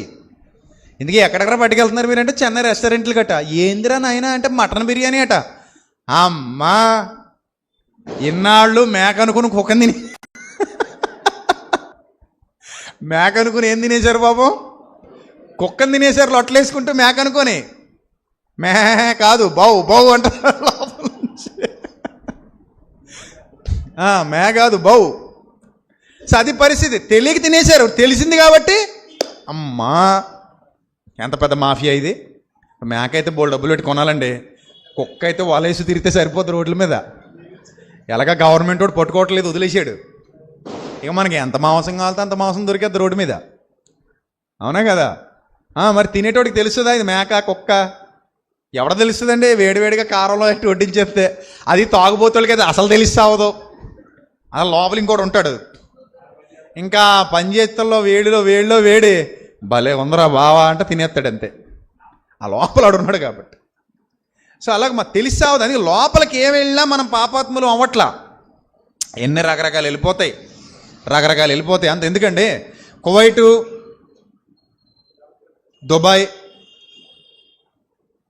ఖతారు, సౌదీ, బహ్రెయిన్ ఇలాంటి ప్రాంతాలకు నేను వాకింగ్ చెప్పడానికి వెళ్తాను కదా.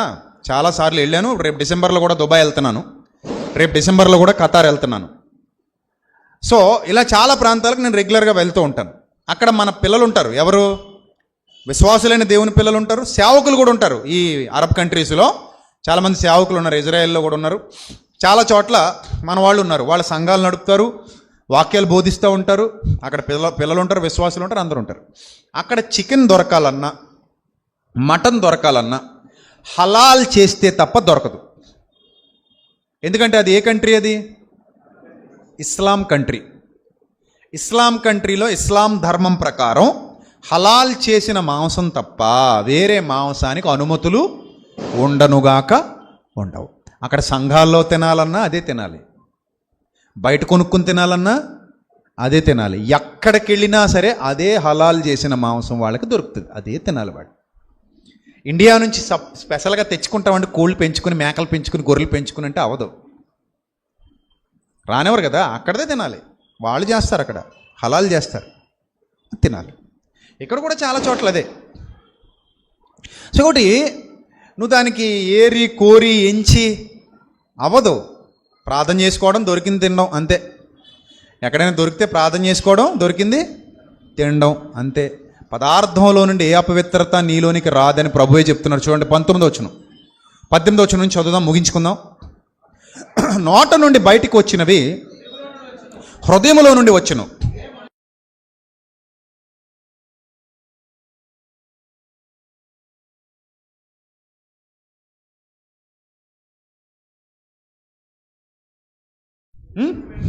నీ హృదయంలో నుండి ఏదైతే చెడ్డది బయటకు వస్తుందో ఆ ఏంటట వింతకి వచ్చేవేంటట? 19వ వచనం చూడండి. దురాలోచన ఏం తింటే పుడద్దండి? జాంకాయ తింటే పుడద్దా? కొబ్బరికాయ తింటే పుడద్దా?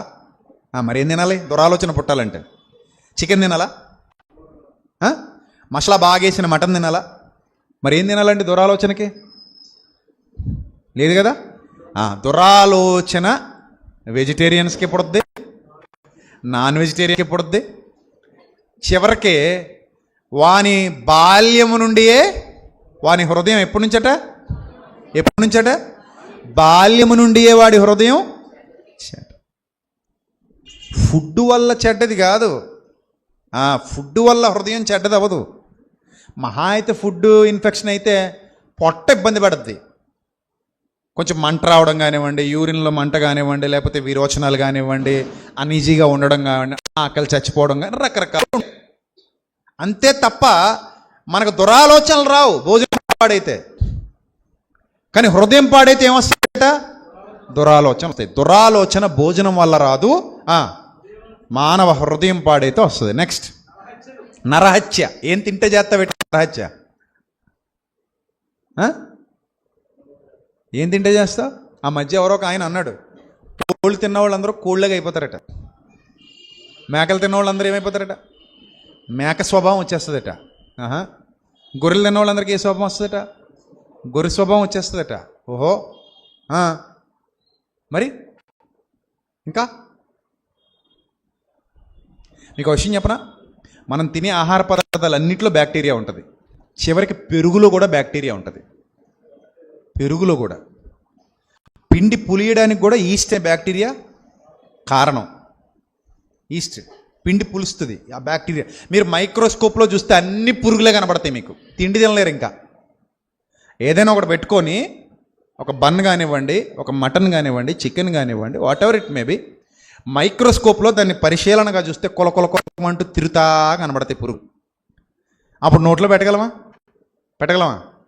నమస్కారం నాయన వద్దంటాం కదా. సో బ్యాక్టీరియా లేని ఆహారమే లేదండి అసలు ప్రపంచంలో. ప్రతి చోట బ్యాక్టీరియా ఉంది.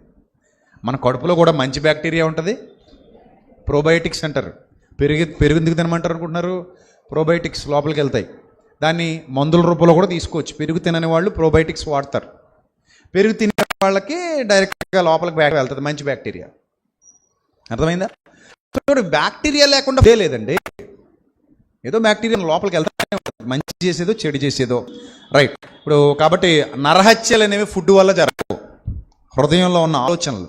తర్వాత వ్యభిచారాలు, వేశ్యాగమనములు, దొంగతనములు, అబద్ధ సాక్ష్యాలు, దేవదూషణలు హృదయములో నుండి వచ్చును. యేసు ప్రభు వారి జ్ఞానం ఇది. ఎక్కడమ్మా? హృదయంలో నుండి వస్తాయి. అందుకే హృదయము ఘోరమైన వ్యాధి గలది, అది అన్నిటికంటే మోసకరమైనది, దాన్ని భద్రంగా కాపాడుకో. భక్తి జీవితానికి కూడా హృదయమే బాగుండాలి. భక్తిహీనతకు కూడా మూలమేది? హృదయమే. దేవుడు ఉండే స్థానం ఏది? హృదయమే. దైవం ఉండే స్థానం ఏది? హృదయమే. కాబట్టి దేని జాగ్రత్తగా కాపాడుకోమన్నాడు దేవుడు? హృదయాన్ని జాగ్రత్తగా కాపాడుకో. పొట్టను కాదు, పొట్టను కూడా కాపాడుకో బాడీ కోసం. హృదయాన్ని కాపాడుకో నిత్యజీవం కోసం, భక్తి కోసం. అందుకే ఫైనల్గా ముగించుకుందాం. ఇవే మనుష్యుని అపవిత్రపరచును గాని, 20వ వచనం కన్క్లూజన్. ఇవే మనుష్యుని అపవిత్రపరచును గాని చేతులు అడుక్కోకుండా భోజనం చేయడం వల్ల మనిషి అపవిత్రుడు కాడు. క్లియర్. కానీ వాళ్ళే నమ్మారు. చేతులు కడుక్కోకుండా భోజనం చేస్తే మనిషి అపవిత్రుడు అవుతాడని అబద్ధాన్ని వాళ్ళు నమ్మారు. యేసుప్రభు ఏం నమ్మారు? హృదయం కడుక్కోకపోతే మనిషి ఏమవుతాడు? అపవిత్రుడు అవుతాడు. అందుకని ఇప్పుడు మనందరం ఏం కడుక్కోవాలి? హృదయాన్ని కడుక్కోండి.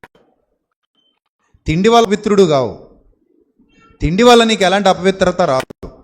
హృదయంగా బాగుపోతే మాత్రం నీ మనస్సాక్షి అపవిత్రం అయిపోద్ది. ఎంపిక బాగోకపోతే నీ మనస్సాక్షి అపవిత్రం అయిపోద్ది. ఫుడ్ గురించి మనకి ఎక్కడి నుంచి ఏమొస్తుందో కూడా మనకు తెలియదు. తింటున్నాం, డైలీ తింటున్నాం. అది ఎక్కడి నుంచి వస్తుందో కూడా మనకు తెలియదు. నిజానికి దాని పుట్టుపూర్వోత్తరాలు కూడా మనకి తెలియదు. ఏ రైతు పండించాడో మనకి తెలియదు. ఏం చేసి పండించాడో మనకి తెలియదు. మనకు తెలిసిందల్లా ఒకటే, తండ్రి నాకు ఆహారం ఇచ్చావు, నేడు మనదిన ఆహారం మాకు దయచేయుము అని శిష్యులు ప్రార్థించినట్టుగా ప్రభు ప్రార్థన నేర్పించారు కదా. మా అనుదిన ఆహారం నేడు మాకు దయచేయుము శిష్యులకు నేర్పించారు ప్రార్థన. అలాగా మా అనుదిన ఆహారం మాకు దయచేసావు తండ్రి, నీవిచ్చిన ఆహారమును బట్టి నీకు కృతజ్ఞతాస్తుతులు చెల్లిస్తున్నాను తండ్రి. చెల్లించి ఏం చేశాను? తిన్నాను, అంతే. ఆ పూటకి కడుపు నింపుకున్నాను, అంతవరకే తెలుసు నాకు. అది ఎవరు పండించారో నాకు తెలీదు, అది ఎవరి దగ్గర నుంచి వచ్చిందో నాకు తెలీదు, దాని వెనక ఎవరున్నారో నాకు తెలీదు. నా దగ్గరకు వచ్చింది, నేను కొనుక్కున్నాను, లేకపోతే నాకు ఎవరన్నా పెట్టారు, తిన్నాను, అంతే. నా కడుపు నిండింది, అక్కడితో అయిపోయింది, అంతే. ఇప్పుడు బయటికి వెళ్తారు, ఆర్కే టిఫిన్స్ ఎదురుగా ఉంది పెద్దది, పక్కనేమో సూర్య రెస్టారెంట్ ఉంది, ఇంకా అలా పోతే బోల్డెన్ ఉన్నాయి రెస్టారెంట్లు. అన్ని రెస్టారెంట్లకి తిరుగుతారు మీరు. అందులో ఎక్కడి నుంచి వస్తుందో మీకు ఏమన్నా తెలుసా? ఎవరు తెచ్చారో తెలుసా? ఎవరు ఉండారో తెలుసా? ప్రార్థన చేసుకుని తినడం ఒక్కటే తెలుసు మనకి. ఇప్పుడు మనకేమర్థమైంది? తిండి వల్ల నేను అపవిత్రుడిని కాను, అపవిత్రురాలిని కాను. మరి దేనివల్ల అవుతాను? హృదయంలో నుండి వచ్చే వాటి వల్ల అవుతాను. యేసుప్రభు వారి మాట, నా మాట, ఎవరి మాట మీదే చెప్పాలి, అందరూ చెప్పాలి, బయట ఉన్నవాళ్ళు లోపల ఉన్నవాళ్ళు. ఎవరి మాట ఇది? కొంచెం గట్టిగా చెప్పండి. యేసుప్రభు వారి మాట, నా మాట కాదు కదా. మీరు మళ్ళీ ఇంటికి వెళ్ళిన తర్వాత మత్తయి సువార్త 15వ అధ్యాయం మొదటి నుంచి 20 వచనాలు బాగా చదవండి, బాగా అర్థమవుద్ది మీకు. అది యేసుప్రభు వారి మాట తప్ప నా మాట కాదు. యేసు ప్రభు చాలా కొండతలు కొట్టినట్టు చెప్పారు. అది శాస్త్రుల పరిచయలతో జరిగినటువంటి వివాదం, అది తీసుకొచ్చిన వివాదం. అప్పటికి ప్రజల్లో బాగా అనుకుపోయిన మూఢ నమ్మకం కూడా, దాన్ని తొలగించడానికి యేసు ప్రభు వారు పడినటువంటి ప్రయాస. కాబట్టి ప్రియమైన దేవుని ప్రజలారా, సత్యాన్ని అర్థం చేసుకున్నప్పుడు కొన్ని చూడండి, ఒక్క మాట చెప్పి ముగిస్తాను. చెయ్యి ఉంది కదా, ఈ చెయ్యిని ఇలా వెనక్కి పెట్టి సిమెంట్ కొట్టి వేసేసాం. సిమెంట్ కొట్టి తెలుసు కదా, ఇరిగిపోయినప్పుడు వేస్తుంటారు. వేసేసాం, 3 నెలలు అలాగే వదిలేసాం. ఎన్ని నెలలు? 3 నెలలు. 3 నెలలు ఇలాగ వేసి కట్టు, ఇది ఇలా పెట్టేసాం వెనక్కి, ఇలా ఉంది కట్టు. ఎన్ని నెలలు? 3 నెలలు. ఆఫ్టర్ 3 మంత్స్ కట్టుకోసాం. ఏంటి చెప్పండి నెక్స్ట్? కట్టుకోసాం. ఇప్పుడు మీరు అనగలరా? ఎందుకు అనలేరు? చెప్పండి, ఎందుకు అనలేరు? 3 నెలల పాటు దీన్ని ఇలా పెట్టి ఏం చేసాం? ఫిక్స్ చేసేసి కట్టేసేసాం. అంటే 3 నెలల పాటు ఇది పెరుగు తోడుకుపోయినట్టు తోడుకుపోయింది. ఇప్పుడు సడన్గా ఇలా తీసేసి ఇలా అనాలంటే అవ్వదు. మళ్ళీ దానికి ఏం చేయాలి తెలుసా? ఆఫ్టర్ 3 మంత్స్ ఫిజియోథెరపీకి వెళ్ళాలి. దానికి శుభ్రంగా ఆయిల్ అయ్యి రాసి మెల్లిమెల్లిగా విరిచి మళ్ళీ యథాస్థితికి తేవడానికి డాక్టర్లకి చాలా పెద్ద పని అవుతుంది. ఎన్ని నెలలకే? జస్ట్ 3 మంత్స్కి. అది 6 మంత్స్ అయితే ఇంకొంచెం ఎక్కువ కష్టపడాలి. 1 ఇయర్ అయితే కష్టపడినా రాకపోవచ్చు, ఇరిసేసి ఆపరేషన్ చేయాలేమో. గట్టగట్టుకుపోయింది, ఇంక తోడుకుపోయింది. 5 ఏళ్ళు అయితే అమ్మో, 10 ఏళ్ళు అయితే బాబోయ్, 20 ఏళ్ళు అయితే. నేను ఎందుకు చెప్తున్నానంటే, 20 ఏళ్ళు నిన్ను ఎవరైనా అజ్ఞానంలో ముంచేస్తే ఏమైపోతావు? 30 ఏళ్ళు నిన్ను ఎవడైనా అసత్యంలో ముంచేస్తే ఏమైపోతావు?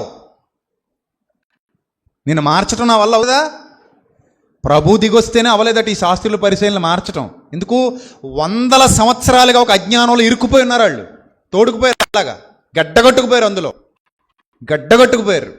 ఇంకా అలా గడ్డగట్టుకుపోయిన వాళ్ళు బయట తీసుకురావడం మన తరం అయితే కాదు, మన తరం కాదు. కాబట్టి ప్రియమైన దేవుని ప్రజలారా, సత్యాన్ని అర్థం చేసుకోండి. ఎప్పుడైతే మీరు అసత్యంలో మునిగిపోతారో మీకు అన్నీ భయాలే. ప్రతి వారు మిమ్మల్ని భయపెడతారు, కానీ దేనికి భయపడకండి. ఎందుకంటే దేవునికి భయపడేవాడు ఇక దేనికి భయపడడు.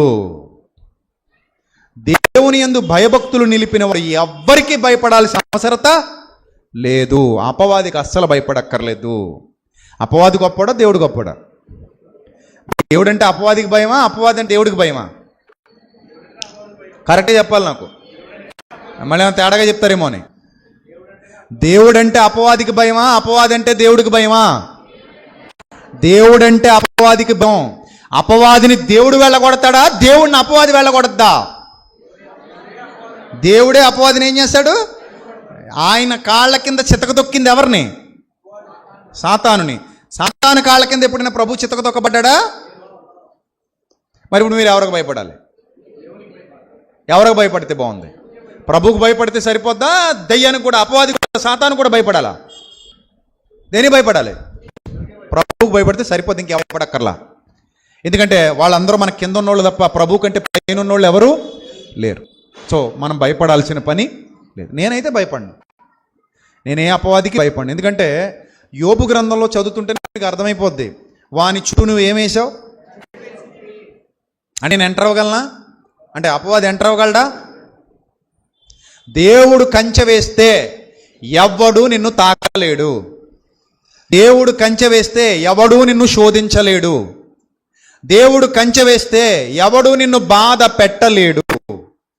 దేవుని అనుమతితోనే అపవాది నిన్ను ఏదైనా శోధించగలడేమో కానీ అది కూడా పరీక్షాకాలం.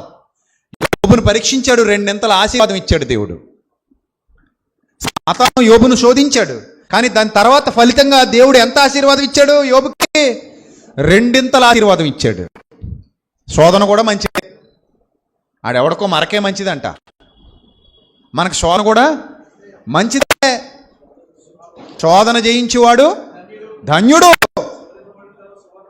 కాబట్టి దేనికి భయపడాలో దానికే భయపడండి. అనవసరమైన వాటికి అసలు భయపడండి.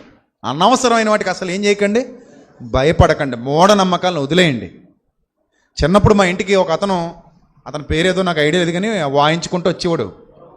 ఏదో అనేవారు అతన్ని. ఎందుకులేండి మళ్ళీ వివాదాలు సృష్టిస్తారు, కులమేమో నాకు తెలీదు, ఏమో ఏదైతే నాకు ఎందుకు కానీ మొత్తం మీద వచ్చేవాడు. వేషధారణ కూడా చిత్ర విచిత్రండేది. పిలవడం కూడా చాలా ఏదో ఇంటి ఆయన పిలిచినట్టు పిలిచేవాడు. అమ్మా ఎవరు లోపల అనేవాడు. నేను వచ్చాను, వస్తే తే సేటతోటి ఇంకంతే. మా అమ్మ అరే బాబు కొన్ని బియ్యం వేసేరా పోతాడు అని. ఏ అంటే దేనేను వదిలేస్తాడు బాబు మన మీదకి ఎటదా, దేనేను ఏం చేస్తాడట వదిలేస్తాడైనా అంతమందిని సంచిలెట్టుకొస్తాడు ఏంటి నాకు అర్థం కాదు. వదిలేడానికి ఆయన అందరూ ఆయన బాగా అయింది నాకు అర్థం కాదు. నువ్వు వెళ్ళు వీళ్ళింటికి వెళ్ళు, నువ్వు వెళ్ళి బియ్యం వేయలేదు కాబట్టి నువ్వు వెళ్ళు అని వదిలేస్తాడు మన మీదకి. అంత మూఢనమ్మకాలండి ఇవన్నీ. మా అమ్మకు ఉండేవి అప్పట్లో. సరే నన్ను అనేది నువ్వు వెళ్ళి బియ్యం వేసారా బాబు అనేది. కొంచెం పెద్ద అయ్యాక అంటే ఒక 9th క్లాస్ 10th క్లాస్ రేంజ్కి వచ్చాక అప్పటికే నేను పెద్ద రెబలై కూర్చున్నాను. ఇంక అంతే వచ్చాడు రోజు. వస్తే ఎరా ఏటి నీ గొడవ అంటే ఏట్రా నన్ను అలా అంటా ఉన్నట్టు చూస్తున్నాడు. ఏంది నీ గొడవ ఏంటి అసలు? బియ్యంలో కడి గుడ్లు పెడివా నిజమే ఎలాగా నన్ను అంటే కొంచెం ఇంకా సీరియస్గా చూసా. పోయాడు, అయిపోయింది. మా అమ్మ అరే బాబు ఆడితో గొడవ ఎందుకు, వాళ్ళతోనే పెట్టుకోవాలి గొడవ. ఇప్పుడు ఏమైంది, ఏం వదలడు, నువ్వు మౌనంగా ఉండు, ఏమైనా ఉంటే నేను చూసుకుంటా. గుమ్మం దగ్గర అడ్డంగా నిలబడిపోతే ఎవరిని వస్తే చూద్దాం. ఏమీ లేదు, ఏం అవ్వదు. నువ్వు భయపడినంతకాలం ప్రతోడు నిన్నేం చేస్తాడు, భయపెడతానే ఉంటాడు. నువ్వు ధైర్యంగా నిలబడు. నీ ధైర్యం దేవుని వైపుకి నేను నడిపించినప్పుడు ఆ శక్తి చేత బలము చేత నువ్వు కాపాడబడుతూనే ఉంటావు. భక్తులు ధైర్యంగా ఉన్నారు, పిరికోళ్ళు అవలా. పిరికోళ్ళు అయితే వాళ్ళు నిలబడలా. సో నీలో ఉన్న వాక్యం, నీ భక్తి నీకు ధైర్యము పుట్టింపదా అన్నాడు భక్తుడు. నీ భక్తి నీకు ధైర్యము పుట్టింపదా. కాబట్టి దేనికి భయపడదు, ధైర్యంగా ఉండు, స్థిరంగా ఉండు, విశ్వాసంతో ఉండు. నీ దేవుడు నీకు కంచె వేసినంత కాలం ఎవ్వరు నిన్ను తాకనైనా తాకలేరు. ఏ అబద్ధం సత్యం కంటే శక్తివంతమైనది కాదు. నీ జ్ఞానాన్ని మించినది ప్రపంచంలో ఏది లేదు. గనుక ప్రియమైన దేవుని సంగమా, మన ప్రార్థన వినే దేవుడైనా, మన ప్రార్థనకు జవాబే దేవుడైనా, మనకు నిత్య జీవితాన్ని వాగ్దానం చేసిన దేవుడైనా, నిన్ను విడువను ఎడబాయను అని నీకు భరోసా ఇచ్చినటువంటి దేవుడైనా, ఆయన యందు భయభక్తులు నిలుపు, ధైర్యంగా నిలబడు, దేనికి భయపడకు. ఏ శోధనైనా ఎదుర్కోవడానికి రెడీగా ఉండు. నీ శోధన వెనక నీకు రెట్టింపు దీవెన ఆశీర్వాదాలు దేవుడు ఇస్తాడు, ఇచ్చి నిన్ను బలపరుస్తాడు. మూఢ విశ్వాసాలు వద్దు, సత్యంలో నిలబడు. ప్రభువు నేర్పించిన సత్యాన్ని అనుసరించు. మూఢ విశ్వాసాలు అవిశ్వాసాలు దయచేసి వద్దు, ఉండనివ్వద్దు. దేవుడట్టి ధన్యత నీకు అనుగ్రహించునుగాక. ఆమెన్. తల్ల వంచండి, ప్రార్థన చేద్దాం. మహాపరిశుద్ధుడు అయిన మా కన్న తండ్రి, దయగలిగిన మా దేవ, రాజమండ్రి పట్టణంలో సంఘాన్ని బలపరుస్తూ తండ్రి, ఈ కడవరి దినాలు అనేక మందికి సత్యాన్ని తెలియచేయటానికి, మూఢత్వంతో అజ్ఞానంతో చీకటితో యుద్ధం చేయడానికి మీరు మమ్మల్ని బలపరుస్తున్నందుకు స్తోత్రం తండ్రి. బిడ్డలందరినీ దీవించండి, ఆశీర్వదించండి. విత్తబడిన వాక్యం పిల్లలందరి హృదయాలలో 30 60 100 ఫలింపచేయండి. మీ సహాయము సమాధానము ఎల్లప్పుడూ మాకు అనుగ్రహించండి. ఇక్కడ పరిచర్య చేస్తున్న బిడ్డలను దీవించండి, సహకరిస్తున్న బిడ్డలను దీవించండి. ఇక్కడ ఉన్న ప్రతి కుటుంబాన్ని దీవించి ఆశీర్వదించమని, ఇంకా అనేక మందికి దీవెనకరంగా మమ్మల్ని మార్చమని తండ్రి. ఇక్కడున్న సోదరులు ఆనంద్ గారు, అలాగే అంకుల్ గారు జడ్సన్ గారు, వారి బిడ్డలు, వారి కుటుంబాలను కూడా దీవించి ఆశీర్వదించమని, ఇక్కడ కష్టపడుతున్నటువంటి ప్రతి కుటుంబాన్ని మీరు బలపరచమని, ఘనత మహిమ ప్రభావాలు మీకు మాత్రం చెల్లిస్తూ ప్రభా, ఏ కుటుంబాలైతే వ్యాధి బాధలతో శోధనలతో ఇక్కడికి వచ్చారో వారిని, వారి కుటుంబాలు జ్ఞాపకం చేయండి, ధైర్యాన్ని ఇవ్వండి, శక్తినివ్వండి, పోరాడగలిగే పటిమను వారి హృదయాలలో ఉంచండి. అలాగే హాస్పిటల్లో ఉన్న రొట్ట చిట్టమ్మ గారిని జ్ఞాపకం చేసుకోండి. ఆమెను క్షేమంగా మా మధ్యలోకి మరలా తోడుకొని రండి. మీ చిత్తమైతే ఆమెకు శక్తినిచ్చి, బలాన్ని స్వస్థపరిచి ప్రభా, అపాయమును విడిపించమని, ఆ కుటుంబానికి యొక్క సహాయాన్ని అనుగ్రహించమని ప్రభా, ఇక్కడ ఉన్న బిడ్డలందరినీ జ్ఞాపకం చేసుకోమని, ఘనత మహిమ ప్రభావములు మీకు మాత్రమే చెల్లిస్తూ మా కొరకు రాని ఉన్న ప్రభు అయిన క్రీస్తు పేరిట ఈ ప్రార్థన మనవులు సమర్పించి మీ వద్ద నుండి జవాబు పొందుకుంటున్నాం మా కన్న తండ్రి. ఆమెన్. అందరికీ వందనాలు. May Lord bless you all, love you all. Thank you. God bless.